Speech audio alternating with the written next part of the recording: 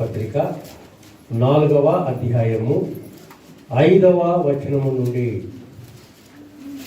18వ వచనం వరకు చదువుకుందాం. బ్రదర్ శ్రీనివాస్ గారు ముందుకు బైబిల్ చదువుతారు. 2వ తిమోతి 4వ అధ్యాయము 9వ వచనం నుండి 18వ వచనం వరకు. 9వ అధ్యాయం నుంచి 2వ తిమోతి 4వ అధ్యాయం 9వ వచనం నుంచి చివరి వరకు 18 వరకు. నా యుద్ధకు త్వరగా వచ్చుటకు ప్రయత్నం చేయము. దేవా, ఇహలోకమును స్నేహించి నన్ను విడిచి దశలోనికి వెళ్ళును. గ్రెస్కి గలీతులకు తీతు ధర్మితీయునకు వెళ్ళింది. లోకా మాత్రమే నా యుద్ధ ఉన్నాడు. మార్కును వెంట పెట్టుకుని రమ్ము. అతడు పరిచారం నిమిత్తము నాకు ప్రయోజనకరమైన వాడు. తుకీకును ఎఫెసునకు పంపితిని. నీవు వచ్చినప్పుడు నేను త్రోయలో కర్పూర్ వద్ద ఉంచి వచ్చిన అంగీని, పుస్తకములను, ముఖ్యముగా చర్మపు కాగితములను తీసుకొని రమ్ము. అలెగ్జాంద్రు అను కంచరించువాడు నాకు చాలా కీడు చేసెను. అతని క్రియల చొప్పున ప్రభుత్వం అతనికి ప్రతిఫలం ఇచ్చును. అతని విషయమై నీవును జాగ్రత్తగా ఉండుము. అతడు ఈ మాటను బహుగా ఎదిరించెను. నేను మొదట సమాధానం చెప్పినప్పుడు ఎవడునూ నా పక్షముగా నిలవలేడు. అందరూ నన్ను విడిచిపోయేది. ఇది వారికి నేరముగా ఎంచబడుకుండును గాక. అయితే నా ద్వారా సువార్త సంపూర్ణముగా ప్రకటింపబడు నిమిత్తము అన్యజనులందరూ దాని విను నిమిత్తము ప్రభువు నా ప్రక్క నిలిచి నన్ను బలపరచును గనుక నేను సింహము నోట నుండి తప్పింపబడితిని. ప్రభు ప్రతి దుష్కార్యము నుండి నన్ను తప్పించి తన పరలోక రాజ్యమునకు చేరునట్లు నన్ను రక్షించును. యుగ యుగములు ఆయనకు మహిమ కలుగును గాక. ఆమేన్. ఈ వాక్యం దేవుడు దీవించును గాక. ఆమేన్. హల్లెలూయా. Thank you brother.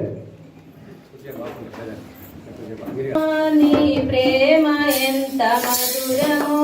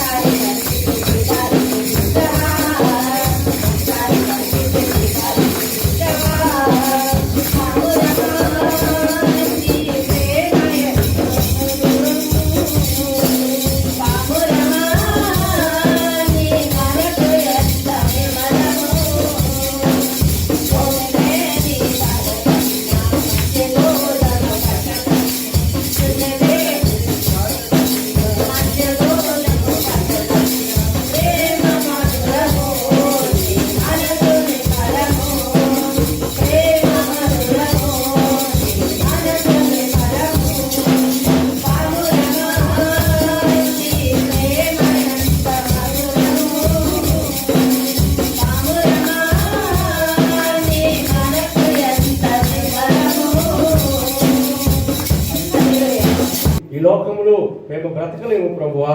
నీ కొందనాలు, స్తుతులు, స్తోత్రాలు తండ్రి. ఇంతవరకు నీ సన్నిధి మాతో ఉంచిన దేవుడవు నాయనా. ఎదిగే సమయంలో ఈ అమూల్యమైన మాటలు, మహోన్నతమైన మాటలు, మహిమ కలిగిన మాటలు, శక్తి కలిగిన మాటలు, ఆదరించే మాటలు నైనా మా జీవితాలకి నెమ్మదినివ్వడానికి, మా జీవితాలకి సంతోషం ఇవ్వడానికి, మా జీవితాలకు సమాధానం ఇవ్వడానికి నైనా ఇప్పుడు తండ్రి మీ ప్రశస్తమైనటువంటి ఈ శ్రేష్టమైన సమయంలో వాక్యం ద్వారా మా అందరితో మాట్లాడమని యేసు నామములో ప్రార్థించి అడిగి వేడుకొనిచున్నాము తండ్రి. ఆమేన్. హల్లెలూయా. కీర్తనలు 116:3. కీర్తన 116 3వ చరణాన్ని చదువుకుందాం. 116:3. మరణ బంధకములు నన్ను చుట్టుకొని ఉండెను. కీర్తనలు 116:3. మరణ బంధకములు నన్ను చుట్టుకొని ఉండెను, పాతాళపు వేదనలు నన్ను పట్టుకొని ఉండెను, శ్రమయు దుఃఖమును నాకు కలిగెను. అందరూ చెప్పండి, మరణ బంధకములు నన్ను చుట్టుకొని ఉండెను. మరణ బంధకములు నన్ను చుట్టుకొని ఉండెను. ఈరోజు మన వాక్య ధ్యాన అంశము కృతజ్ఞత కలిగి జీవించుట. యేసులో కృతజ్ఞత కలిగి జీవించాలని దేవుడు కోరుకుంటూ ఉన్నాడు. కృతజ్ఞత కలిగిన జీవితం, ఆయన యందు విశ్వాసము కలిగిన జీవితం, క్రీస్తులో అంటకట్టబడిన జీవితం, క్రీస్తు కొరకై ప్రయాసపడే జీవితం, క్రీస్తు కొరకై మనము ముందుకు కొనసాగే జీవితం, క్రీస్తుని మన హృదయములో చేర్చుకునే జీవితం, క్రీస్తు కొరకై మనము సమయమనక అసమయమనక ప్రయాసపడే జీవితం. కాబట్టి ఇక్కడ భక్తుడు అంటూ ఉన్నాడు, మరణ బంధకములు నన్ను చుట్టుకొని ఉండేను. ఈ లోకములో ఎన్నో రకాలైనటువంటి సమస్యలు ఉండగా మనం ప్రయాణం చేస్తున్నాం. ప్రభునందు ప్రియ దేవుని బిడ్డలారా, ఈ లోకములో భయంకరమైన దినాల్లో మనం ఉన్నాం. మరణ బంధకములు అనే ఆలోచన చేస్తే ప్రతిదీ కూడా మరి మరణపు అంచు వరకు మనం తీసుకెళ్లే పరిస్థితులు మనం జీవిస్తున్నామని వాక్యం సెలవిస్తా ఉంది. మరి ఇక్కడ పాతాళపు వేదనలు నన్ను పట్టుకుని ఉండెను. భయంకరమైనటువంటి దినాలు, ఎక్కడ నెమ్మది లేదు, ఎక్కడ శాంతి లేదు, ఎక్కడ సమాధానం లేదు. కాబట్టి యాకోబు అంటూ ఉన్నాడు, యాకోబు పత్రికలో ఒక మాటను మనం జ్ఞాపకం చేసుకుందాం. ఈ శ్రమలు, ఈ బంధకాలు, ఈ బాధలు, ఈ వేదన, ఈ కన్నీటిలో ఉన్నటువంటి పరిస్థితులను ఇక్కడ యాకోబు పత్రిక మరి 5వ అధ్యాయము 10వ వచనంలో నుంచి యాకోబు ఏమని సెలవిస్తూ ఉన్నాడంటే, వాక్యం ఇలాగ సెలవిస్తూ ఉంది. అక్కడ నా సహోదరులారా, యాకోబు 5వ అధ్యాయము 10వ వచనం, నా సహోదరులారా, ప్రభువు నామమున బోధించిన ప్రవక్తలను శ్రమానుభవమునకు ఓపికకును మాదిరిగా పెట్టుకొనిడి. ఇక్కడ ఏమని సెలవిస్తూ ఉన్నాడంటే, యాకోబు, ఈ యొక్క భక్తుడైన యాకోబు, యేసు ప్రభు తమ్ముడైన యాకోబు, ప్రభు యొక్క సేవకుడిగా మారిన తర్వాత ఓ ప్రధాన యాజకుడిగా మందిరంలో ఆయన సేవ చేస్తున్న దినాల్లో ప్రభు ఆయన దర్శిస్తే, ప్రభు ఆయనతో మాట్లాడితే, ప్రభు ఆయనతో పలికించిన మాటలను ఇక్కడ ఏమని తెలియజేస్తున్నాడంటే, నా ప్రియ సహోదరులారా, నా ప్రియమైనటువంటి బిడ్డలారా, ప్రభువు నామమున బోధించిన ప్రవక్తలు, ప్రభువు నామాన్ని ధరించుకొని ఈ లోకంలో ఎంతో మంది ప్రవక్తలు సువార్తను ప్రకటించారు. ఎంతో మంది ప్రభు కొరకే ప్రయాసపడ్డారు. ఇక్కడ శ్రమానుభవమునకు, శ్రమల గుండగా వారు ప్రయాణం చేశారు. తిండి ఉండి లేక, రోగాలతో బాధపడుతూ, సరైన వస్త్రాలు ఉండి లేక, వారు చలిలో వారు వణికిపోతూ, సరైన నివాసాలు లేక సేవ చేస్తూ ప్రభు యొక్క బిడ్డలుగా ఈ లోకంలో ఎంతో మంది బిడ్డలారా ఓపిక కలిగి మాదిరిగా వారు జీవించారు. వారిని మాదిరి పెట్టుకోనండి. 11వ వచనములో సహించిన వారిని చదవండి, సహించిన వారిని చదవండి. యాకోబు పత్రిక 5:11, సహించిన వారిని ధన్యులు అనుకొనిచున్నాం. వినండి, ఇక్కడ ఇది చూడండి బిడ్డారా, ఈ లోకంలో మనకొచ్చేటువంటి శోధనలు, మనకొచ్చేటువంటి సమస్యలు, మనకొచ్చేటువంటి కష్టాలు, మనకొచ్చే బాధలు, మనకొచ్చే రోగాలు ఏది అయినా కూడా సహించుకోమంటున్నాడు బిడ్డారా. సహింపు కలిగి మనం బ్రతకాలంట. ఎందుకంటే మనకున్నటువంటి భక్తులు వారి లోకములో ప్రభు కొరకే, వారు ప్రభు స్వార్థ ప్రకటించడం కొరకే ఈ లోకంలో వారు ఎన్నో విధాలుగా శ్రమల గుండగా ప్రయాణం చేస్తారని, ఎన్నో విధాలుగా వారు ఈ లోకంలో బిడ్డారా ప్రభు కొరకే ప్రయాసపడ్డారని యాకోబు పత్రికలో ఈ యాకోబు రాస్తూ ఉన్నాడు. ఒకసారి ఏం జరిగిందంటే, ఇదే యాకోబు తన సువార్త అంతా కూడా ప్రకటించాడు. యెరూషలేములో మందిరములో గొప్ప ఆయన సేవకుడిగా సేవ చేసినటువంటి దినాల్లో రోమా ప్రభుత్వ వారు ఒక్కొక్కరిని హతమారుస్తున్న దినాలవి. మొదటి శతాబ్దము భయంకరమైనటువంటి చీకటి సామ్రాజ్యము ఉన్నటువంటి హేరోదుల పరిపాలన, రోమీయుల రాజ్యం అది, ద రోమన్ ఎంపైర్ అంటారు. ఆ రోమీయుల సామ్రాజ్యంలో ఆ యొక్క హేరోదులు పరిపాలన చేసిన దినాల్లో క్రైస్తవ్యాన్ని హతమార్చాలని, క్రైస్తవ్యాన్ని మరి కోకటి వేళ్లతో పెరిగివేయాలని కక్కన కట్టుకున్న దినాల్లో ఒక్కొక్కరిని చంపుతూ ఉన్నారు. మరి యేసు ప్రభు శిష్యుడైనటువంటి యాకోబుని ఖడ్గంతో చంపించి వేశారు. పేతురుని చెరసాలలో పెట్టారు. ప్రార్థన చేస్తే సంఘము చెరసాలలో నుంచి, ఆ సంఖ్యల నుంచి దేవుడు దూతను పంపించి పేతురుని బయటికి విడిపించాడు. మరి అదే సమయంలో బిడ్డారా ఎంతో మంది శ్రమల గుండగా వెళ్తున్న దినాల్లో ఈ యాకోబు అనేటువంటి భక్తుడు ఆయనను పట్టుకుని, ఆయన ఏ మందిరంలో అయితే సేవ చేశాడో ఆ మందిరము పైకి తీసుకెళ్లారు. ఆయన్ని పైకి తీసుకెళ్ళి మరి ఆ పైన గంట ఉంటుంది ఆ మందిరానికి అందరికీ తెరవడానికి. ఆ రోజుల్లో గంట కొడితే ఆ యొక్క చర్చికి వచ్చేటువంటి పరిస్థితులు ఆ పైన ఆ మీద శిఖరానికి తీసుకెళ్ళి అక్కడ నిలబెట్టి అంటూ ఉన్నారన్నమాట. ఏమనంటే ఆ రోమ సైనికులు, ఆ ప్రభుత్వ వారు యేసును దూషించు, యేసు దేవుడి కాదని చెప్పు, ఈ సువార్త యథార్థమైనది కాదని చెప్పని ఆయనను మీదకి తీసుకెళ్ళి, నువ్వు ఇలాగ మేము చెప్పినట్లుగా నువ్వు చెప్పగలిగితే నేను ఇక్కడి నుంచి కిందకి దించుదాం, నువ్వు యేసే దేవుడిని చెప్పావంటే, ఈ సువార్త యథార్థమైనది చెప్పావంటే నిన్ను పైనుంచి కిందకి గెంటి వేస్తాం, కిందకి నూకేస్తాం నిన్ను. ఆ పైనుంచి కిందకి గెంటేస్తే అక్కడి నుంచి నువ్వు కింద పడి చనిపోతావు, రక్తము కక్కుకుని నువ్వు చనిపోతావు, ఏది కావాలో కోరుకో సహోదరుడా అని పైన సైనికులు ఆయన దగ్గరికి, సైన్యాధికారులు పైకి వెళ్ళి ఆయనతో చెప్పమంటే ఒక్కటే చెప్పాడు ఆయన. ఎందుకంటే మరి యేసు ప్రభువు అనంతరము యేసయ్య పరిశుద్ధాత్మతో జన్మించిన తర్వాత మరి యోసేపు మరియమ్మలకు శారీరక సంబంధంతో పుట్టిన కుమారుడే ఈ యాకోబు. కాబట్టి ఆ యొక్క తన అన్నయ్యగా పిలువబడే ఆ లోక రక్షకుడైన యేసు ప్రభు సిలువలో ఎలాగో చనిపోయాడు అనే విషయాలన్నీ కూడా మరి ఆయన తర్వాత తెలుసుకున్నాడు. తన తర్వాత పుట్టినవాడు కాబట్టి సిలువ దర్శనాలు ఆయన చూడలేదు. మరి చూసిన వారు ఆయనకి చెప్పి నమ్మి ప్రభు సేవకుడిగా మారిపోయి యేసయ్య సేవ చేసినటువంటి ఇంత గొప్ప దైవజనుడు అన్న మాట ఏమిటంటే, ఇదిగో ఆయన మరి నా ప్రభు కొరకే చనిపోవడం తప్ప నాకు ఈ లోకంలో ఇంకొక భాగ్యం లేదు. చెప్పండి పడదామా? మీరు పైనుంచి నన్ను గెలుపుతారు, నేను కింద పడి చనిపోతాను, నాలో ఉన్న ఆత్మ నా యేసయ్య దగ్గరికే వెళ్తాది. హల్లెలూయా. ఇలాగ మాట్లాడుతూ ఉంటుంటే బిడ్డారా ఈ యాకోబుని ఆ పై నుండి నూకేస్తారు. ఆ శిఖరము పై నుండి, దేవాలయం పై నుండి ఆయనను గెంటి వేస్తే అక్కడి నుంచి కింద పడతాడు బిడ్డారా. కింద పడుతూ ఉన్నప్పుడు ప్రభు నామమునకి మహిమ కలుగును గాక అంటాడు. యేసయ్యా నీ దగ్గరికి నా ఆత్మను తీసుకోనైనా, ఇదిగో నా శరీరాన్ని మీరు శ్రమానుభవమునకు అప్పగిస్తూ ఉన్నారు. అదే ఉంది అక్కడ 10వ వచనములో, యాకోబు పత్రిక 5వ అధ్యాయం 10వ వచనములో, నా సహోదరులారా ప్రభువు నామమున బోధించిన ప్రవక్తలను శ్రమానుభవమునకు అప్పగించాను, ఓపికతో నేను ఈ శ్రమను సహిస్తూ ఉన్నాను ప్రభువా, నా ఆత్మని దగ్గర తీసుకో అని పైనుంచి కిందకు వస్తున్నప్పుడు ప్రార్థించాడు బిడ్డారా.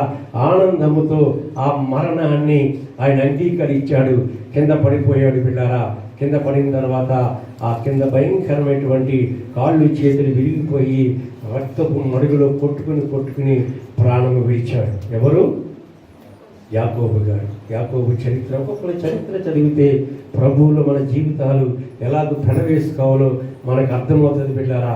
అటువంటి శ్రమలో ఆయన చనిపోయి ప్రభు యొద్దకు ఆత్మ ఎత్తబడింది. హల్లెలూయా చెప్దామా. ఈ పరిస్థితిలో ఆయన దేవదేవుడు ప్రభువు ఆ యొక్క యాకోబుతో రాసినటువంటి విషయాల్లో ఇక్కడ కింద మనము చదవగలిగితే అక్కడ ఉంటున్న మాట ఏమిటంటే, ఇక్కడ మరి సహించిన వారిని ధన్యులు అనుకొనిచున్నాం. సహించాలి బిడ్డారా. ప్రభువు కొరకే సహింపు కలిగి మనం బ్రతకాలి.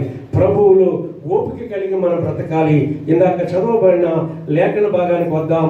ఇక్కడ మనము ప్రభువుకి ఎటువంటి కృతజ్ఞత కలిగి మనం ఉండాలంటే, అన్ని పరిస్థితుల్లో, అన్ని సమయాల్లో, అన్ని వేళలా మరి పరిస్థితి అనుకూలంగా ఉన్నా ప్రతికూలంగా ఉన్నా ప్రభువులో మనము జీవించాలని వాక్యం సెలవిస్తూ, ఇందాక తిమోతి పత్రికలో మనము చదివిన లేఖన భాగంలో 2వ తిమోతి పత్రిక 4వ అధ్యాయంలో అక్కడ మనము ఆ వాక్యాన్ని జ్ఞాపకం చేసుకుందాం. అయితే 5వ వచనం, అయితే నీవు అన్ని విషయములలో మితముగా ఉండము. దీని అర్థం ఏంటంటే బిడ్డారా, మరి ఇక్కడ మనము తినే తిండి విషయంలో కావచ్చు, తీసుకునే విశ్రాంతి విషయంలో కావచ్చు, మాట్లాడే విషయంలో కావచ్చు, వస్త్రధారణ విషయంలో కావచ్చు, మనం ఉండేటువంటి మన పరిస్థితుల్లో కావచ్చు, నువ్వు ఇంటిలో అయినా బయటికి వెళ్ళినా నువ్వు ఎక్కడున్నా మనమంట ఒక లిమిట్ కలిగి ఈ లోకంలో బ్రతకాలి. నీవు అన్ని విషయాల్లో మితముగా ఉండము. మాట్లాడే మాటల్లో చాలా జాగ్రత్తగా మాట్లాడాలి. నోరు ఉంది కదా అని ఇష్టం వచ్చినట్టు మాట్లాడతానికి దేవుడు నీకు నాకు నోరు పెట్టలేదు. ప్రభువులోకి వచ్చిన తర్వాత, ప్రభువు నమ్ముకున్నాక, ప్రభు బిడ్డలుగా ఉన్న తర్వాత, ఆయన రక్తం చేత కడగబడిన తర్వాత నీవైనా నేనైనా ఎవరైనా సరే మితముగా ఉండాలా. అన్ని విషయాల్లో మితము కలిగి ఉండాలి బిడ్డారా. ఇక్కడ ఏ విషయంలో మితంగా ఉండాలో ఆ విషయాలన్నీ కూడా అక్కడ పౌలు గారు తిమోతి పత్రిక ద్వారా రాస్తూ ఇక్కడ శ్రమ పడము, ఏమనుంది? శ్రమ పడము, సువార్తికుని పని చేయము, పరిచర్యను సంపూర్ణముగా జరిగించుము. మితముగా ఉండే దాంట్లో బిడ్డలారా, మరి మనం ఇక్కడ మితమనే మాటలో ప్రార్థనలో మితమని కాదు. అక్కడ ప్రార్థన ఎలా ఉండాలి? ఎడతెగక, విసుగక, నిత్యము, అనుదినము, ఏకాంతముతో ప్రార్థననండి. అనుదినము ఉపవాసముతో, ఎడతెగక, ఎల్లప్పుడూ పట్టుదలతో ప్రార్థన. దేవునికి ప్రార్థించేవారుగా ఉండాలి. జీవిత విషయంలో, శరీర విషయంలో, మన క్రియల విషయంలో, మన మాటల విషయంలో, మన ఆలోచన విషయంలో, మన ప్రవర్తన విషయంలో మనము మితముగా ఈ లోకములో బ్రతకాలని వాక్యం సెలవిస్తూ ఉంది. ముఖ్యంగా తిండి విషయంలో కంట్రోల్లో ఉంటే అన్ని కంట్రోల్ వస్తాయి. తిండి ఎక్కువ తింటే నిద్ర ఎక్కువ వచ్చేది. పిల్లారా, కష్టపడు, తిను, ఎంతవరకు అంతవరకే. కష్టపడు ప్రభువులో, ప్రభు కొరకు, నీ పనిలో, నీ జీవితంలో. కానీ అన్ని విషయాల్లో కూడా మనం మితముగా ఉంటూ ఇక్కడ ప్రభు కొరకే ప్రయాసపడాలి. ఇందాక శ్రమానుభవానికి గురైన బిడ్డలు ఎలాగో ఈ లోకంలో ప్రభు కొరకు జీవించారు.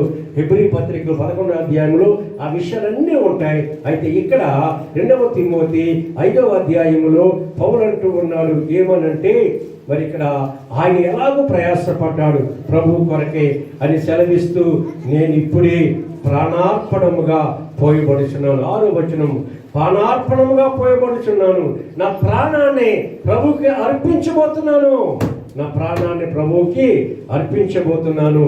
నేను వెళ్ళిపోవు కాలము నాకు సమీపమై ఉన్నది. నేను వెళ్ళిపోబోతున్నాను, నేను చనిపోబోతున్నాను. నన్ను ఆ యొక్క రోమీయులు నన్ను భయంకరంగా నన్ను మరి చంపివేయడానికి నేను సిద్ధంగా ఉన్నాను. నన్ను రంపముతో కోసి వారు నన్ను చంపడానికి సిద్ధంగా ఉన్నారు. అయినా నేను భయపడడం లేదు. కాబట్టి ప్రాణార్పణగా పోయబడుచున్నాను. నేను వెడలిపోవు కాలము సమీపమై ఉన్నది. మంచి పోరాటము పోరాడితిని. హల్లెలూయా. ఎంత ఇష్టమైన మాట మనకి ఇది. మంచి పోరాటం ప్రభు కొరకు. ఈ సంవత్సరంలో పరిస్థితులన్నీ కూడా మనకి ప్రతికూలంగా మారిపోయినాయి. అనుకూలంగా లేని పరిస్థితులు మార్చి నెల నుంచి ఈ నెల వరకే కాదు, వచ్చే రోజుల్లో కూడా ఇంకేయో పరిస్థితులు ఏ వస్తాయి. కానీ ఆయన బిడ్డలుగా మరి నీవు నేను కూడా ఆయన కొరకై మంచి పోరాటము పోరాడాలి. ఏమిటి పోరాటం అంటే ఏంటి? బయట గొడవలు వాళ్ళతో ఈయంతో యుద్ధాలు కాదు బిడ్డారా.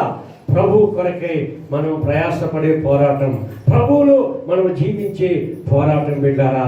ఆయన సన్నిధిలో మనము గడిపేవారి కొత్త సంవత్సరం వచ్చిన తర్వాత మనం 1వ తారీఖున కాస్త మనము ప్రభు కొరకు తీర్మానం చేసుకుంటాం కదా, బైబిల్ చదువుతాం, ప్రార్థన చేస్తాం. మొట్టమొదటి ఆదివారం అందరు రావడానికి ప్రయత్నం చేస్తాం. ఆ జనవరి నెల వరకు బాగానే ఉంటాం. ఫిబ్రవరిలో కాస్త తక్కువైపోద్ది, మార్చిలో ఇంకా కాస్త తక్కువైపోద్ది, ఏప్రిల్లో అది లేకుండా పోతాం. మళ్ళా పండగకి ప్రత్యక్షం అవుతాం. జరిగే వాస్తవాలు ఇవన్నీ అవునా కాదా చెప్పండి? అలా కాదు బిడ్డారా. మనము ప్రభు కొరకే అన్ని వేళలా అన్ని దినాల మనం ప్రయాసపడాలి. మొన్న నేను క్రిస్మస్ ఆరాధనలో ఒక అద్భుతమైన మాటని గుర్తు చేశాను. మీరు ఎంతమంది గమనించారో లేదో కానీ మళ్ళా గుర్తు చేస్తున్నాను. నేడు రక్షకుడు మీ కొరకు పుట్టి ఉన్నాడు. నేడు రక్షకుడు నా కొరకు అనండి. నేడు రక్షకుడు నా కొరకు పుట్టి ఉన్నాడు. 2000 సంవత్సరాల క్రితం పుట్టిన ఆ ప్రభువు వాక్యములో నాడు అని లేదు, ఏమనుంది? నేడు రక్షకుడు నా కొరకు. మొన్న మనం నేడు అని చదివినాం. మరి ఈరోజు ఏమని చదువుతాం? మొన్న అని చదువుతామా? మొన్న క్రిస్మస్కు పుట్టినాడు అని చదువుతామా వాక్యము? ఈరోజు చదివినా నేడు రక్షకుడు నా కొరకు పుట్టి ఉన్నాడు. రక్షకుడు రక్షించడానికి, మనలను కాపాడడానికి, తన మార్గములు నడిపించడానికి, తన కొరకై శ్రమమనక సమయమనక అసమయమనక ప్రయాసపడటానికి ఇక్కడ మరి మంచి పోరాటం మనం పోరాడాలని నేడు మన కొరకు. అంటే ఈరోజు రక్షింపబడ్డ వారికి ఈరోజు పండగే. రేపు మళ్ళా చదివితే రేపు కూడా నేడు నాకు పండగే. రోజు మనకి యేసులో ఉన్న వారికి పండగే. ఆదివారం వచ్చిందంటే ఈ గొప్ప పర్వదినం. యేసయ్య బిడ్డలకు ఈ ఆదివారం గొప్ప పర్వదినం బిడ్డారా. కాబట్టి దాన్ని గుర్తిరిగితే మరి రాబో నూతన సంవత్సరంలో నువ్వు ఇంటికడ ఉండలేవు. ఆదివారం ఎక్కడికి వెళ్ళలేవు, ఏ ప్రయాణాలు పెట్టుకోలేవు, ఎక్కడికి వెళ్ళలేవు. ముందు ఆదివారము నా ప్రభు సన్నిధిలో గడపాలి. ఒక ఆదివారం గిరాకీ ఎక్కువవుతుందేమో, పక్కన పెట్టుకోవడానికి ప్రయత్నం చేయి. అది తర్వాత నీకు ఇస్తాడు ఆ గిరాకీని. వ్యాపారం చేసి పెట్టలే కావచ్చు, ఇంకెవరైనా కావచ్చు. ఆదివారం శ్రేష్టమైనదని నీవు నేను గుర్తెరగగలిగితే దేవుని బిడ్డలారా, ఇక్కడ వాక్యం సెలవిస్తూ ఉంది. ఏమనంటే నేడు నా ప్రభువు నా కొరకై, నా రక్షణ కొరకై నాలో ఉన్నాడు. ప్రతిరోజు కూడా ఆయన బిడ్డలకు ఆనందమే, సంతోషమే. ప్రతిరోజు మనం ఎలాగా శరీరానికి ఆహారం తీసుకుంటాము, ఒంటికి శుభ్రత కొరకే మనము మరి ప్రయాసపడతాము, మరి చక్కగా శుభ్రమైన వస్త్రాలు మనం ధరించుకుంటాము. అలాగే ప్రతిరోజు కూడా ప్రభు నమ్మిన బిడ్డలకు ఆనందమే. అదే చెప్తామా? స్తోత్రాలు చెప్పండి. కాబట్టి ఇక్కడ వాక్యం సెలవిస్తూ ఉంది, మంచి పోరాటము పోరాడి తిని. ఏమనుంది? 7వ వచనం 2వ తిమోతి 4:7 చదవండి. మంచి పోరాటము పోరాడి తిని, నా పరుగు కరముట్టించి తిని, విశ్వాసము కాపాడుకోవాలి. మన విశ్వాసం కాపాడుకోవాలయ్యా. చూడండి, నిద్రపోవద్దు. చూడండి అయ్యా, ముందు కూర్చోండి. జాగ్రత్త, నిద్ర వస్తుంది. మంచి కూర్చోండి, కేక పెట్టుకొని నిద్ర వస్తుంది. స్తోత్రాలు చెప్పండి. ఇక్కడ వాక్యం సెలవిస్తూ ఉంది, విశ్వాసాన్ని కాపాడుకోవాలి. అన్ని పరిస్థితుల్లో, శ్రమల్లో, కష్టాల్లో, వేదనలో, బాధలో మనము మరి అన్ని విషయాల్లో కూడా మన విశ్వాసాన్ని కాపాడుకోవాలని వాక్యం సెలవిస్తూ ఉంది బిడ్డారా. ఇక్కడ చూసినట్లయితే ఆయన విశ్వాసాన్ని కాపాడుకున్నాడు. ఆయన పరుగును ఆయన ముగించుకున్నాడు. క్రీస్తు కొరకైన పరుగు, క్రీస్తు కొరకై పరుగు. ఆ పరుగు నీలో నాలో ఉంటే ఇలాగ తీరుబాటుగా రామ్మను ఆదివారం బిడ్డారా. ఎందుకు చెప్పిన అర్థం చేసుకుని ప్రతి ఒక్కరూ కనీసం వచ్చే ఆదివారం నుంచి అయినా నువ్వు 10:30కి ఎవ్వరూ చూడదు, వచ్చి మోకరి కన్నీటితో అంగలార్చి ప్రార్థన చేయి. 10:30కి వచ్చి నువ్వు మోకరించి ప్రార్థన చేయగలిగితే యేసయ్య ఎంత సంతోషిస్తాడు, నీ కుటుంబాన్ని ఎంత మెచ్చుకుంటాడు, నీ కుటుంబాన్ని ఎంత దీవిస్తాడు బిడ్డారా. వెళ్దామనే సమయానికి అన్నట్టుగా కాదు బిడ్డారా. అది మనము అర్థం చేసుకుని ఇక్కడ విశ్వాసాన్ని కాపాడుకోవడం అంటే అన్ని విషయాల్లో కూడా మనం ప్రభు కొరకే మనం ప్రయాసపడితే అప్పుడు అంటున్నాడు భక్తుడు ఇక్కడ ఈ వాక్యం ద్వారా, ఇక మీదట 8వ వచనం, ఇక మీదట నా కొరకు నీతి కిరీటము. అబ్బా, నీతి కిరీటం, జీవ కిరీటం, రక్షణ కిరీటం, ఉల్లాస వస్త్రం, మహిమ వస్త్రం, స్తుతి వస్త్రం, ఆనంద వస్త్రం, వాడబారని మహిమ కిరీటం. దేవుడంట ఆయన కొరకే ప్రయాసపడి, ఆయన కొరకే శ్రమంలో నిలబడి, ఆయన కొరకే మనం జీవించగలిగితే దేవుని బిడ్డ ఇటువంటి కృపను ఆయన ఇస్తానంటున్నారు. కాబట్టి మన విశ్వాసాన్ని కాపాడుకోవాలి, మన పరుగును కడముట్టించాలి. కిందకు వస్తే ఇక్కడ 9వ వచనంలో అంటున్నాడు, నా యొద్దకు త్వరగా వచ్చుటకు ప్రయత్నం చేయండి. యేసయ్య దగ్గరికి మనం త్వరగా రావాలని ఆయన అంటూ ఉన్నాడు. త్వరగా నా యొద్దకు రావడానికి ప్రయత్నం చేయ సహోదరి సహోదరుల, వారమంతా నీ పనుల్లో ఉన్నావు, నీ ఉద్యోగాల్లో ఉన్నావు, నీ వ్యాపారంలో ఉన్నావు. నువ్వు త్వరగా నా యొద్దరికి రా. దేమ ఇహలోకముని స్నేహించి 10వ వచనం అక్కడే చూడండి. 2వ తిమోతి 4వ అధ్యాయం నేను చదువుతున్నాను. ఇక్కడ 10వ వచనం ఏమనుంది? దేమా ఇహలోకముని స్నేహించి నన్ను విడిచి వెళ్ళిపోయాడు. మా ప్రభులు వచ్చినట్టే వస్తారు. చాలామంది మేలు పొందుకున్నాక మర్చిపోతారు. వచ్చినట్టే వస్తారు, ఆరోగ్యం మంచిగా అయ్యాక ఇక అటే కనపడరేక. అలాగే మన సంఘంలో కొంతమంది మీరు చూశారు కదా, వచ్చినట్టే వచ్చి వెనక్కి వెళ్ళిపోయిన వాళ్ళు ఉన్నారు. వెళ్ళారా? ఇక్కడ వాక్యం సెలవిస్తూ ఉంది. తిరిగి ఇక్కడ ఒక సహోదరుడు అంట యేసులో ఉన్నట్టే ఉన్నాడు, పొందుకున్నట్టే పొందుకున్నాడు. మేలు పొందుకున్నాక అదలేడు. ఇంకా ఏమైపోయాడంట? ఏమైపోయాడమ్మా? వాక్యం ఏమనుంది? దేమా ఇహలోకాన్ని, ఈ లోక శ్రేహాన్ని, ఈ లోక భాగ్యాన్ని, ఈ లోకంలో ఉన్నటువంటి అందచందాల్ని, ఈ లోకంలో ఉన్నటువంటి మన కళ్ళ ముందు ఎన్నో కనపడుతూ ఉన్నాయి, మనిషిని నాశనం చేసేటివి, వాటికి బానిస అయిపోయి సేవలు ఇచ్చిపెట్టి, మందిరాన్ని విడిచిపెట్టి, సహవాసాన్ని విడిచిపెట్టి లోకంలోకి వెళ్ళిపోయాడంట. ఇంకా కిందకు వస్తే వాక్యంలో సెలవిస్తూ ఉంటుంది. ఆ యొక్క 14వ వచనం చదవండి.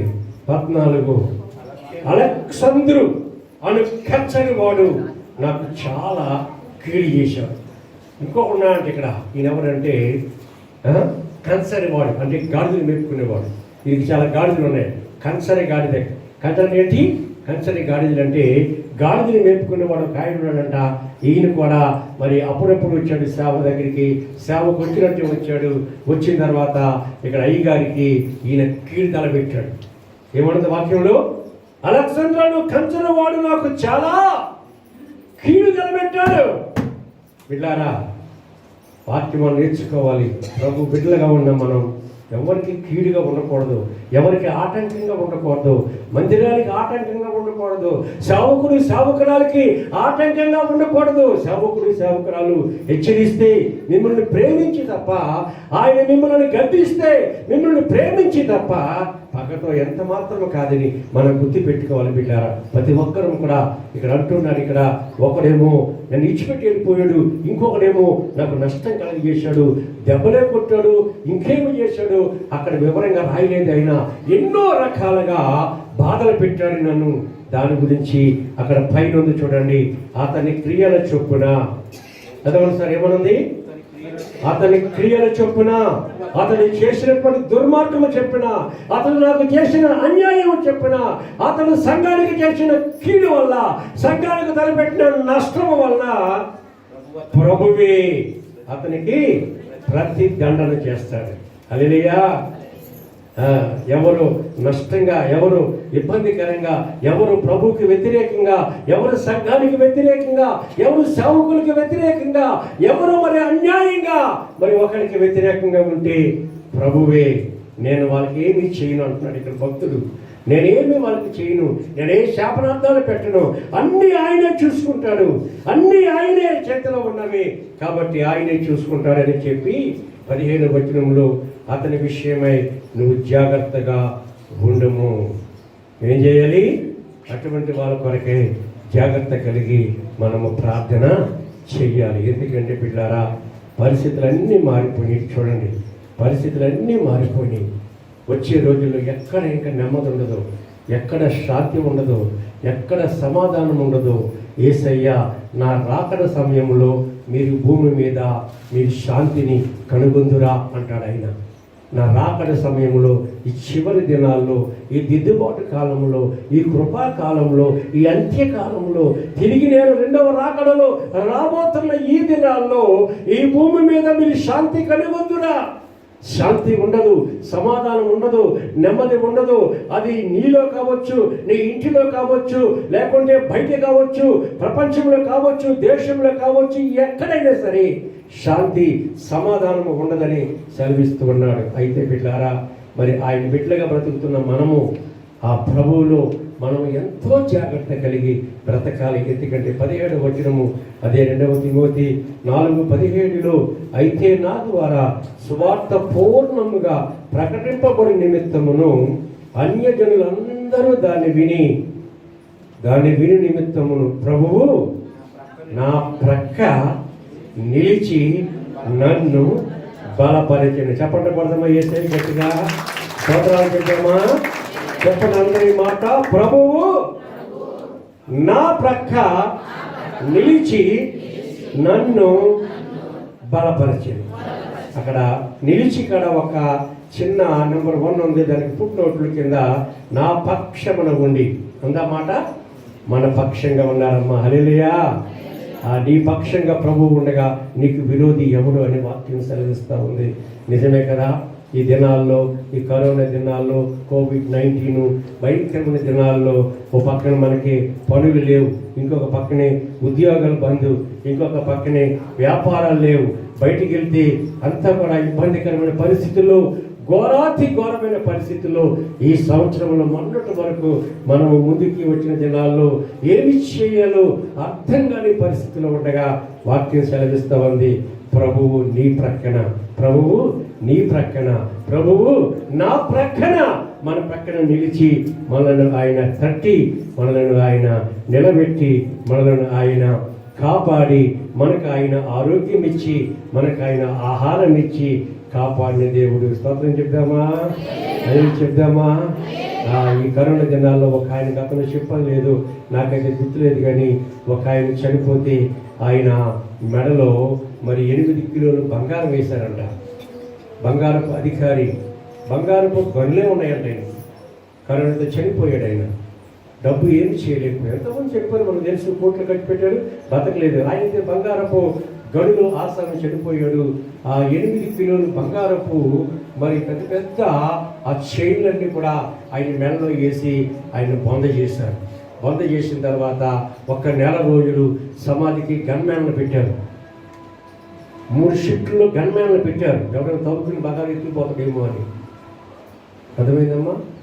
ఎంత బుద్ధిహీనత! చచ్చినోడు పెయ్యి మీద బంగారం అయితే ఆడు పట్టుకెళ్తాడా? ఆడికి ఉపయోగపడుతుందా? 8 కిలోలు బంగారం అమ్మి దేశంలో పేదవారు ఉన్నారు, దేశంలో ఆహారం లేని వారు ఉన్నారు, ఈ కరోనాతో అలమటించేవారు ఉన్నారు. ఆ 8 కిలోలు బంగారాన్ని అమ్మేసి ఆ డబ్బులు ఆహారం రూపంలో పేద పదవికి పెడితే వాడి ఆత్మకు అంత ఎంతో శాంతి దొరుకుతుందా దొరకదా? మరి అది పెయ్యి మీద వేసి గన్మ్యాన్ పెడితే ఎంతకాలం కాపలా కతారు? మరొక రోజుని నైట్ డ్యూటీలో ఒక గన్మ్యాన్ ఉన్నాడు అక్కడ, కాబట్టి ఆ గన్మ్యాన్ ఆడి గన్తోనే వాడిని చంపేసి తవ్వుకుని బంగారు ఎత్తి వెళ్ళిపోయాడు. లోకంలో జరిగే వాస్తవాలు బిడ్డారా. ఎందుకు చెప్తున్నానంటే, ఇలాగా మనకు తెలిసిన కొన్ని తెలవని ఎన్నో ఉన్నాయి. ఇలాగ ఎంతోమంది బిడ్డారా ఈ లోకంలో చనిపోయారు. వాక్యం సెలవిస్తూ ఉంది ఏమనంటే, మళ్ళీ చెప్పండి, ప్రభువు నా ప్రక్క నిలిచి ఉన్నారు. మనతో ఆయన ఉన్నారు, మన ఇంటిలో ఆయన ఉన్నారు, మన ఒంటిలో ఆయన ఉన్నారు, మన బ్రతుకులో ఆయన ఉన్నారు, మన కుటుంబంతో ఆయన ఉన్నారు. ఎందుకు? బతికిచ్చింది ఎందుకు? పోషిస్తుంది ఎందుకు? ఆరోగ్యం ఇచ్చింది ఎందుకు? ఇక్కడ ఉన్నాడు దేమ వలె లోకంలో కలిసిపోవడానిక? ఇహలోకాన్ని ఆశించి, ఇహలోక భోగభాగ్యాలను ఆశించి, ఇష్టానుసారంగా తాగి తన్నాలాడి, ఆ తర్వాత పీకమేకి వచ్చిన తర్వాత నువ్వు బాగా తాగుతావు, రోగం ఒంటిని పట్టుకుంటుంది. పీకమేకి వచ్చాక అప్పుడు గుడ్లు తేలేసి అప్పుడు దేవుడు గుర్తొస్తాడు. అప్పుడు వస్తావు ప్రార్థనకి, అప్పుడు ఏడ్చుకుంటా ప్రార్థన. అంతగా ఎంత మాత్రం కాదు బిడ్డారా, మనం బ్రతికున్నది ఈ రోజున ఆయన మన ప్రక్క నుండి మన కాపాడుతున్న దేవుడు, మనల్ని పోషిస్తున్న, ఆదరిస్తున్న, కనికరిస్తున్న దేవుళ్ళు. ఎలా ఉన్నావు నీవు? నీ బ్రతికి ఎలా ఉంది? నీ జీవితం ఎలా ఉంది తెలుసుకోవాలని వాక్యం సెలవిస్తూ ఇక్కడ యాకోబు గారు అంటూ ఉన్నాడు. ఏమనంటే, మరి ఇక్కడ సహించిన వారు 11వ వచనం, యాకోబు పత్రిక 5వ అధ్యాయం 11వ వచనంలో, సహింపు కలిగి మనం ఉండాలి, ఓపిక కలిగి మనం ఉండాలి, సహనము కలిగి మనం ఉండాలి, నీతి కలిగి మనం ఉండాలి, యథార్థత కలిగి మనము జీవించాలి బిడ్డారా. మరి యాకోబు పత్రిక 5వ అధ్యాయం 11వ వచనములో సహించిన వారిని ధన్యులుగా ఎంచబడతారు, సహించిన వారిని ధన్యులుగా ఎంచబడతారు. మరి ఇక్కడ వాక్యం సెలవిస్తే చదవండి. యాకోబు పత్రిక 5వ అధ్యాయం 11వ వచనం. సహించిన వారిని ధన్యులు అనుకొనిచున్నాము కదా. మీరు యోబు యొక్క సహనమును గురించి వింటిరి. ఆయన ఎంతో జాలి కనికరము, ఆయన ఎంతో జాలి కనికరము గలవాడని మీరు తెలుసుకొని విన్నారు. బిడ్డలారా గమనించండి, యోబు జీవితం ఎన్నోసార్లు మీకు బోధించాను నేను. యోబు యథార్థవంతుడు, నీతివంతుడు, పరిశుద్ధత కలిగిన వాడు, దేవుని యందు భయభక్తులు కలిగిన వాడు, చెడుతనాన్ని విసర్జించిన వాడు, దాన ధర్మాలు చేసేవాడు, ప్రభువు కొరకు నిలబడిన వాడు. అన్నీ కోల్పోయాడు. బిడ్డలను కోల్పోయాడు, కుమారులను కోల్పోయాడు, ఆస్తి అంతస్తు కోల్పోయాడు. చివరికి శరీరము బలహీనతకు గురైపోయింది, రోగ బారిన పడ్డాడు. శరీరము కుళ్ళి వాసనతోటి, దుర్గంధమైన వాసనతోటి పౌలు శరీరం, ఆ యోబు శరీరము మారిపోయినప్పటికీ, అది మారిపోయి అది దీన స్థితిలో ఉన్నప్పటికీ ఒక్కటే మాట అన్నాడు ఆయన, ప్రభువు ఇచ్చెను, ప్రభువు తీసుకుని పోయెను, ప్రభువు నామమునకే మహిమ కలుగును గాక. యోబు ఏ విషయంలో కూడా తనకి కలిగిన నష్టములు ఏ విషయంలో కూడా ప్రభువు నాకు అన్యాయము చేశానని అనలేదు. హల్లెలూయా, హల్లెలూయా. కాబట్టి బిడ్డారా, ఇక్కడ అదే సెలవిస్తూ సహించిన వారిలో యోబుని గుర్తు చేస్తూ ఉన్నాడు. యోబు జీవితంలో అటువంటి జీవితం ఉండగా ఆయన ప్రయాణం చేశాడు. కాబట్టి బిడ్డారా, ఇక్కడ 116వ కీర్తన చివరిగా మనం చదువుకున్నటువంటి మూల వాక్యము 116వ కీర్తన 3వ వచనములో, మరణ బంధకములు నన్ను చుట్టుకొని ఉండెను, పాతాళపు వేదనలు నన్ను పట్టుకొని ఉండెను, శ్రమయు దుఃఖమును నాకు కలిగెను. అప్పుడు యెహోవా దయచేసి నా ప్రాణమును విడిపింపమని యెహోవా నామమును బట్టి నేను మొర్ర పెట్టితిని. హల్లెలూయా. అందుకే ప్రార్థన చేయాలి బిడ్డారా. కనీసం నూతన సంవత్సరం అయినా రండి, మీకు అవకాశం ఉన్నప్పుడు మందిరం ఎప్పుడు తెరిచే ఉంటుంది. ఏదో సమయంలో రండి, దేవుని సన్నిధిలో మొర్రపెట్టి ప్రార్థన చేద్దాం. నైట్లో వచ్చి ఇక్కడ గడుపుతూ మనము చక్కగా ప్రార్థించేవారుగా, మరి పగలని సమయం ఉన్నప్పుడు మొర్రపెట్టి ప్రార్థించేవారుగా, ప్రార్థించేదానిగా నీవు ఉండగలిగితే ఇక్కడ వాక్యం సెలవిస్తా ఉంది. ఏమనంటే, నన్ను పట్టుకుని ఉన్న ఈ పాతాళపు వేదనలు, మరణబంధకమైనటువంటి ఈ శ్రమలో నన్ను చుట్టుకున్నప్పుడు దేవుడు మనకు క్షేమము, విశ్రాంతి ఇచ్చిన. నెంబర్ 1, ఇప్పుడు దేవుడు చెప్పండి, దేవుడు మనకు క్షేమము, విశ్రాంతిని ఇచ్చేవాడు. ఈ పరిస్థితుల్లో ప్రభువు మీద నీవు నిలబడగలిగితే ఆయన మనకి క్షేమాన్ని ఇస్తాడు, ఆరోగ్యం ఇస్తాడు, నెమ్మదినిస్తాడు, సమాధానం ఇస్తాడు, సంతోషం ఇస్తాడు. ఉన్న దాంట్లో తృప్తి కలిగి మనం జీవించగలుగుతాం. నెంబర్ 2, వాక్య భాగంలోకి వెళ్ళి చూస్తే అక్కడ వాక్యం సెలవిస్తూ ఉంది. రెండవదిగా ఏంటంటే, చక్కని కుటుంబాన్ని దేవుడు మనకిస్తాడు అన్నమాట. చక్కని కుటుంబమును దేవుడు మనకిస్తాడు. 128వ కీర్తనలో వ్రాయబడిన మాట 1వ వచనంలో, 128:1 చెప్పండి, యెహోవా యందు భయభక్తులు కలిగి ఆయన త్రోవల యందు నడుచు వారందరూ ధన్యులు. రెండవదిగా, కుటుంబముతో ఆయన బిడ్డలుగా మనం బ్రతికితే ఆ కుటుంబానికి ఆయన చక్కని కుటుంబాన్ని, సంతోషకరమైన కుటుంబాన్ని, ఆనందకరమైన ఒకవేళ భర్త తాగుతున్నాడా, భర్త నీ మాట వింటలేదా, ప్రార్థన చేయి. భార్య తాగుతుందా, నీ మాట వింటలేదా, ప్రార్థన చేయి. ప్రార్థన పరిస్థితుల్ని మార్చగలదు. బిడ్డలు వ్యతిరేకంగా ఉన్నారా, ప్రార్థన చేయి. అనుకూలపరుస్తాడు. పరిస్థితులన్నీ తారుమారైపోయినాయా, ప్రార్థన చేయి, దేవుడు ఒక రోజున మంచి జీవితాన్ని ఆ బిడ్డలకు ఇస్తాడు. అప్పుడు ఆ కుటుంబము ఎలా ఉంటుందంటే చక్కని దేవునికి కృతజ్ఞత కలిగిన కుటుంబంగా. నేను ముందే చెప్పాను కదా, ఈరోజు వాక్యము కృతజ్ఞత కలిగిన జీవితం. మనం కృతజ్ఞత కలిగి థ్యాంక్స్ గివింగ్ ఆయనకి ఇవ్వాలంటే, ఆయనలో కృతజ్ఞత కలిగి ఉండాలంటే, శ్రమలు మనకున్నప్పుడు, వేదన మనకున్నప్పుడు, దుఃఖం మనకున్నప్పుడు, బాధలు మనకున్నప్పుడు, వేదన మనకున్నప్పుడు, ఆర్థిక పరిస్థితులు మనకున్నప్పుడు, అవమానాలు మనకున్నప్పుడు, ఎటువంటి రోగమైన ఉన్నప్పుడు బిడ్డారా, ఆయన మీద ఆనుకుని ప్రార్థన చేయగలిగితే దేవుడు మనకి క్షేమాన్ని ఇస్తాడు. ఒకటి. రెండవదిగా చక్కని కుటుంబాన్ని ఇస్తాడు. మూడవదిగా చక్కని కుటుంబ ఆశీర్వాదాలు. మూడవది, కుటుంబానికి చక్కని బ్లెస్సింగ్స్, మంచి ఆశీర్వాదాలు దేవుడు ఇస్తాడు. దానికి ఆది కాండములో మనకి ఇస్సాకే మనకు ఉదాహరణ.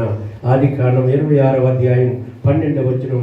ఆది కాండం 26:12 ఏమనుందంటే, ఇస్సాకు ఆ దేశమందు ఉన్నవాడే విత్తనము వేశాడు, ఆ సంవత్సరము 100 ఫలం వచ్చింది. బిడ్డారా, ఆయన బిడ్డలుగా మనం బ్రతుకుతున్నప్పుడు, ఇస్సాకు బ్రతికిన దినాల్లో అబ్రహాము కొడుకు ఇస్సాకు, అబ్రహాము కోడలు రెబెకా బ్రతికిన దినాల్లో మరి వారున్న దేశంలో కరువు వచ్చింది, వర్షాలు లేవు. ఆ భూమిని సాగుబడి చేశాడు. ఆ చెలకలో, ఆ యొక్క పొలములో, ఆ చెలక నీళ్లు లేని ప్రాంతంలో ఆయన ధైర్యముతో విత్తనాలు పట్టుకుని చల్లాడు. ఆ భూమి అంతా కూడా విత్తనాలు చల్లి ప్రార్థన చేస్తే వర్షం ఇచ్చింది, భూమి ఫలమునిచ్చింది. అక్కడ సెలవిస్తూ ఉంది. మరి ఇక్కడ ఏమనంటే, ఆ సంవత్సరములో దేశములో ఆ యొక్క ఇస్సాకు ఆ దేశమందు ఉన్నప్పుడు విత్తనాలు వేశాడు. ఆ సంవత్సరము 100 ఫలము పొందుకున్నాడు. యెహోవా అతనిని ఆశీర్వదించిన కనుక ఆ మనుష్యుడు గొప్పవాడిగా మారిపోయి, ఎప్పుడు కూడా బాధలు చెప్పడం, ఎప్పుడు కూడా కష్టాలు చెప్పడం, ఎప్పుడు కూడా నాకు సమస్య, ఎప్పుడు నాకు బాధే అనేటువంటి పరిస్థితులు రానవని బిడ్డారా. ఎప్పుడైతే మనము ఆయనలో మనం అంటు కట్టబడి ఉంటామో, ఆయనలో మనం ఫలించడానికి ఇష్టపడతామో, ఆయనలో మనం నిలిచి ఉంటామో, వాక్యం సెలవిస్తూ ఉంది, ఆ కుటుంబాన్ని దేవుడు ఆశీర్వదిస్తాడు. కాబట్టి 3 విషయాల్ని మనం గుర్తుపెట్టుకుందాం. ఒకటి, మొట్టమొదటిగా క్షేమము. రెండవదిగా మంచి కుటుంబం. మూడవదిగా మంచి ఆశీర్వాదం ఇవ్వడానికి దేవుడు ఈ లోకంలో పుట్టాడు. అదే క్రిస్మస్, అదే క్రీస్తు జన్మదినము. అందుకే లోకంలో పుట్టాడు. కాబట్టి బిడ్డారా, ఆయన పాపాలు క్షమించిన దేవుడు, ఘోరాలు క్షమించిన దేవుడు, ఆయన బిడ్డలుగా చేసిన దేవుడు, ఆయన మన కొరకే ప్రాణం పెట్టిన దేవుడు. ఆ దేవదేవుడు ఇంత గొప్ప కార్యం జరిగించి ఉంటుండగా దేవుడి మాటలు దీవించును గాక. తలలు వంచండి, మోకరించండి, ప్రార్థన చేసుకుందాం. కొద్ది నిమిషాలు మనం మోకరిద్దాం, మోకాళ్ళ మీద ఉండి ప్రభువు కడుగుదాం బిడ్డారా. ఎందుకంటే ఆయన ఎంత మంచి దేవుడు, ఎంత గొప్ప దేవుడు అంటే, జనవరి 1 నెలే కాదు బిడ్డారు, జనవరి మొదలుకొని డిసెంబర్ వరకు 12 నెలల్లో కూడా 365 రోజులు కూడా నేడు నా కొరకు రక్షకుడు పుట్టి ఉన్నాడు, నేను నాకు రక్షణ కలిగింది, దీన్ని నేను కాపాడుకోవాలని ప్రతి ఒక్కరు మోకాళ్ళ మీద ఉందా, మోకరించి మోకాళ్ళ మీద ఉండి కళ్ళు మూసుకోవాలి. కళ్ళు తెరవద్దు, కళ్ళు మూసుకో. కన్నీటితో ప్రభు కడుగుదాం బిడ్డారా, కన్నీటితో ప్రభు కడుగుదాం. యేసయ్యా నీ కొందనాలు ప్రభువా. ఓ జీవాధిపతి, స్తుతి స్తుతి స్తోత్రము స్తోత్రమునైనా. అయ్యా నీ కొందనాలు తండ్రి, అయ్యా నీ కొందనాలు రక్షకుడా. స్తుతి స్తుతి స్తోత్రం స్తోత్రమునైనా స్తోత్రం. ప్రతి ఒక్కరి చేతులు పైకి స్తోత్రం చెప్తామా. నీ ప్రేమే నన్ను ఆదరించెను, నీ ప్రేమే నన్ను ఆదరించెను, సమయోచితమైన నీ కృపయే నన్ను కాచి కాపాడెను, నీ కృపయే కాచి కాపాడెను.